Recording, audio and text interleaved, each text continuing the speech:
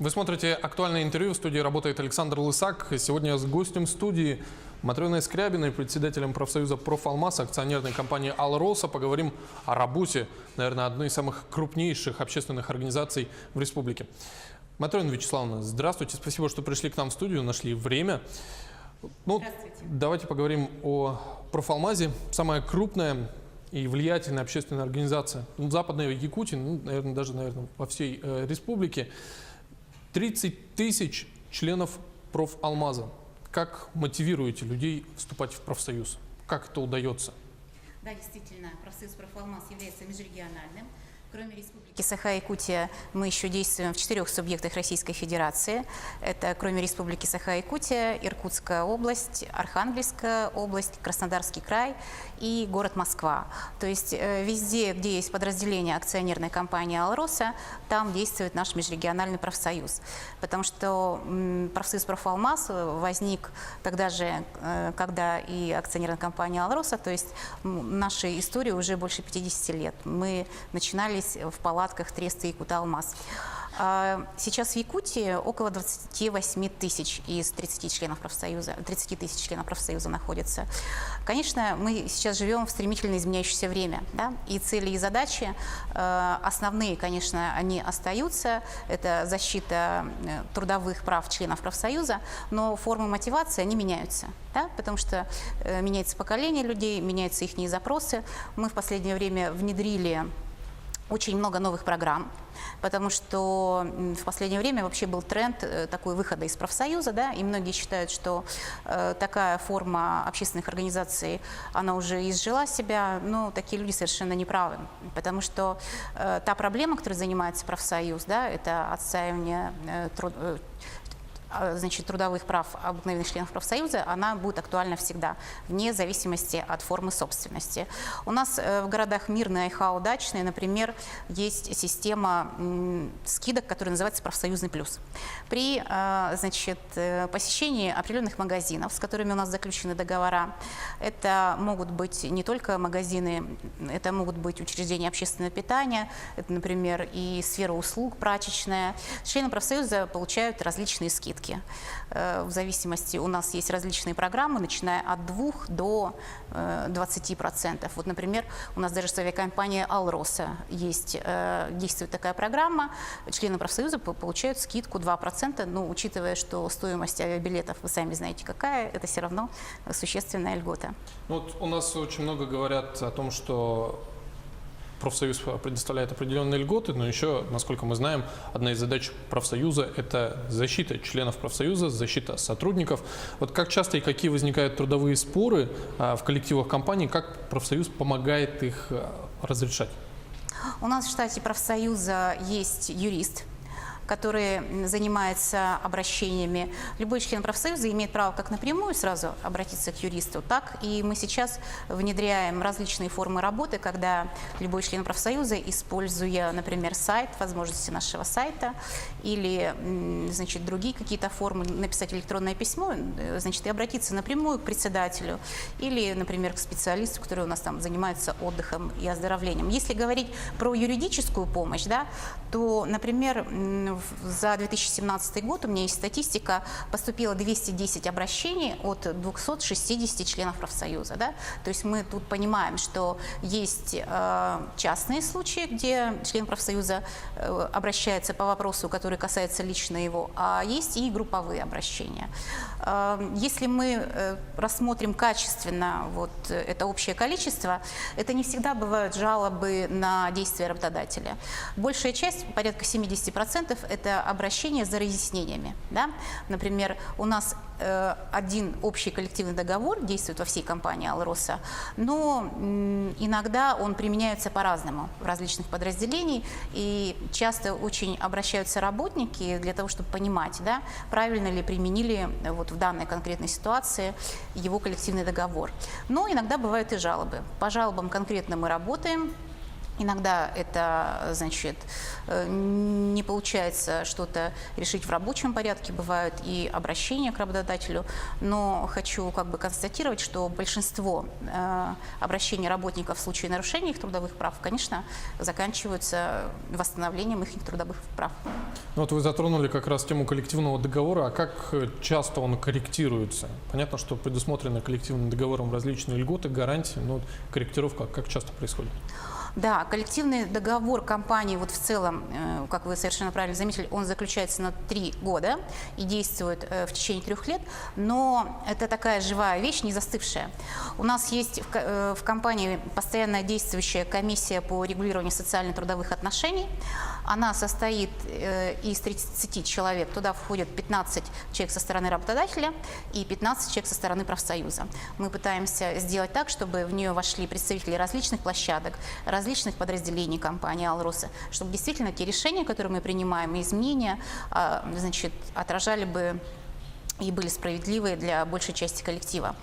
И комиссия вот в прошлом году, по-моему, заседала 4 раза и вносила определенные изменения в коллективный договор, потому что как раз я вам говорила про те случаи, меняется законодательство, требуется разъяснение каких-то пунктов. Поэтому работа, можно сказать, идет постоянно. И вот мы сейчас на прошлой неделе от профсоюза «Профалмаз» значит, отправили предложение работодателю вступить в коллективные переговоры по определенному вопросу, и то есть у нас сейчас начата эта процедура.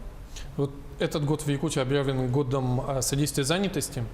Много ли местных жителей работает в «Алросе», и как вы повышаете вот престиж рабочих профессий? Вот именно профсоюз «Профалмаз» как участвует в этой работе? Так, ну, значит, действительно, год содействия занятости. Очень много внимания мы уделяем этому вопросу. Все, наверное, знают уже, что между руководством акционерной компании «Алроса» и правительством Республики Саха-Якутия заключено соглашение, где поэтапно прописано, как мы будем двигаться в этом направлении, как, значит, мониторить эту программу. По занятости жителей республики, ну вот хочу привести цифры. За прошлый год в компанию «Алроса» принято около 4 тысяч человек. Из них более 3,5 тысяч являются жителями республики Саха-Якутия. Что касается повышения престижа рабочих профессий, профсоюз «Профалмаз» в последние 3 года уделяет этому пристальное внимание. Дело в том, что в различных подразделениях «Алроса» проводилось очень много конкурсов профессионального мастерства, но не было общего конкурса, где бы могли приехать, значит, победители по определенным профессиям. И 3 года назад мы занялись этой работой.